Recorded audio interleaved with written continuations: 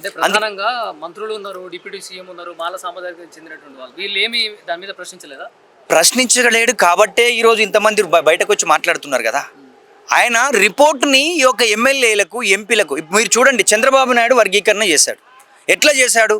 అక్కడున్న మాదిగ ఎమ్మెల్యేలతోటి, మాల ఎమ్మెల్యేలతోటి, మంత్రులతో మాట్లాడి జిల్లాల వైజ్గా జిల్లాను క్రైటీరియాగా తీసుకొని చేయడం జరిగింది.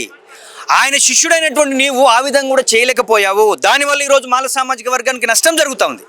అందుకే మాల సామాజిక వర్గంగా మాకు నువ్వు నమ్మకంగా ఉంటూనే మాల సామాజిక వర్గం వాళ్ళు మాకన్నా మన రాజకీయాల్లో చైతన్యవంతులని మాట్లాడుతూనే చైతన్యవంతులను ఈరోజు గొంతుకోసే విధానం అనేటువంటిది సరైనది కాదని చెప్పేసి ఈరోజు మాట్లాడాల్సి వస్తుంది. అందుకే కాంగ్రెస్ పార్టీలో ఉన్న మంత్రులకు కానీ, ముఖ్యంగా రేవంత్ రెడ్డి కానీ, మీరు రోస్టర్ పాయింట్ మార్చకపోతే, మీరు మా సామాజిక వర్గం ఈరోజు శాతవాహన యూనివర్సిటీ చూడండి, శాతవాహన యూనివర్సిటీలో 36 పోస్టులు ఉంటే మా రోస్టర్ పాయింట్లో ఒక్క పోస్ట్ కూడా లేదనే విషయాన్ని గుర్తు చేస్తా ఉన్నాం.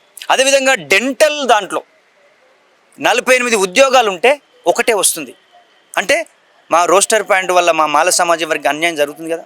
ఎందుకు మేధావులతో చర్చించలేదు? ఎందుకు రాజ్యాంగ నిపుణులతో చర్చించలేదు? ఎందుకు ఈ అడావిడి చేయాల్సిన అవసరం ఏమొచ్చింది? ఎందుకు నువ్వు ఛాంపియన్ కావాలనా?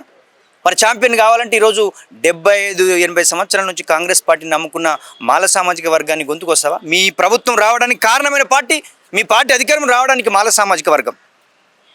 మేము అందుకే ఒకటే చెప్పదలుచుకున్నాం, రేవంత్ రెడ్డి గారు రోస్టర్ పాయింట్ మార్చండి, మా రిజర్వేషన్ పెంచే విధానం లేకపోతే మాత్రం తప్పకుండా మీకు గుణపాఠం తప్పదని చెప్పేసి వాళ్ళకి గుర్తు చేస్తా ఉన్నాం.